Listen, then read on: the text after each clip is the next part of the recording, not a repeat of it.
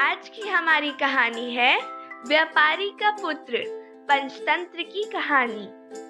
एक नगर में एक व्यापारी रहता था। उसका एक पुत्र था। व्यापारी के जीवित रहते तो व्यापार में अच्छी प्रगति हुई, किंतु उसकी मृत्यु के बाद व्यापार में घाटा होता गया। नौबत यह आई कि व्यापारी की सारी संपत्ति समाप्त हो गई। तब व्यापारी पुत्र ने परदेश जाकर व्यापार करने का निर्णय लिया। संपत्ति के नाम पर उसके पास मात्र 20 किलो का एक तराजू था। उसने वह तराजू नगर के साहूकार के पास धरोहर स्वरूप रख दिया। फिर वह परदेश चला गया। परदेश में कुछ वर्षों तक व्यापार कर ढेर सारा धन अर्जित कर वह अपने नगर लौट आया। वापस लौटकर वह अपना तराजू लेने साहूकार के पास पहुंचा और उससे अपना तराजू मांगा। साहूकार बेईमान था। वह तराजू लौटाना नहीं चाहता था। चालाकी दिखाते हुए वह बोला, अरे उस तराजू को तो चूहे खा गए, अब मैं तुम्हें वह कहां से लौटाऊं? यह बात सुन व्यापारी पुत्र समझ गया कि साहूकार के मन में बेईमानी घर कर गई है, किंतु उस समय बहस करना उसे उचित नहीं लगा। इसलिए वह बड़ी ही नम्रता से बोला, कोई बात नहीं साहूकार जी, अब इसमें ना आप कुछ कर सकते हैं ना मैं। शायद तराजू मेरे भाग्य में ही नहीं था। साहूकार मन ही मन भयभीत था।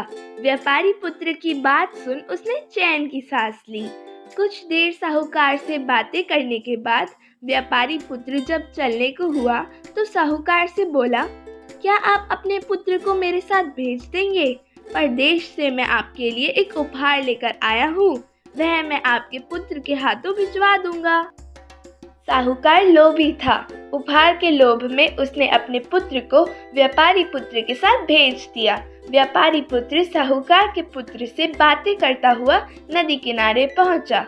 नदी किनारे एक गुफा थी। उसने साहूकार के पुत्र को उस गुफा में ढकेलकर गुफा का द्वार एक चट्टान से बंद कर दिया। उसके बाद नदी में स्नान कर वह अपने घर लौट गया। इधर शाम हो गई और साहूकार का पुत्र घर नहीं लौटा। तब चिंतित साहूकार व्यापारी पुत्र के पास पहुंचा और अपने पुत्र के बारे में पूछने लगा। व्यापारी पुत्र बोला, आपके पुत्र के साथ मैं नदी किनारे बैठा हुआ था कि एक बाज आया और उसे उठाकर ले गया। यह सुनकर साहूकार अपना आपा खो बैठा और चिल्लाने लगा, झूठे मक्कार, कैसी उटपटांग बातें कर रहे हो? कैसे कोई बाज इतने बड़े लड़के को उठाकर ले जा सकता है? बताओ मेरा पुत्र कहाँ है, नहीं तो मैं तुम्हारी शिकायत राजा से करूँगा। व्यापारी पुत्र वही बात दोहराता रहा, मैं सच कह रहा हूँ, आपके पुत्र को बाज उठाकर ले गया है। अब साहूकार क्या करता?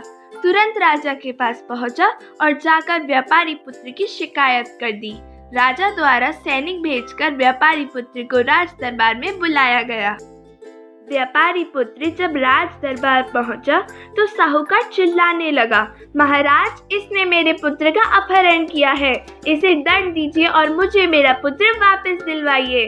राजा ने व्यापारी पुत्र से उसका पक्ष पूछा तो वह बोला, मैं नदी किनारे साहूकार के पुत्र के साथ बैठा हुआ था, तभी एक बाज उसे उठाकर उड़ गया।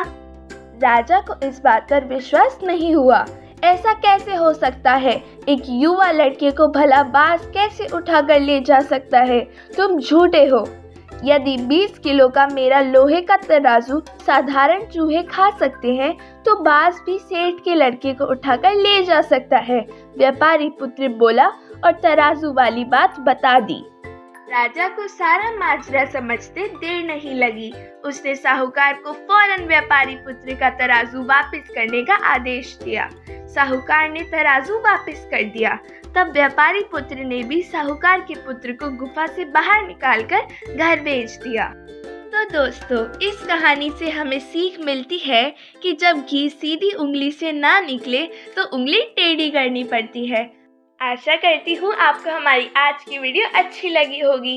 अगर हाँ तो वीडियो को लाइक और शेयर करना ना भूलें और मुझे कमेंट्स में भी बताएं। हमारे चैनल कहानियों की दुनिया को यूट्यूब पे सब्सक्राइब करना ना भूलें। धन्यवाद।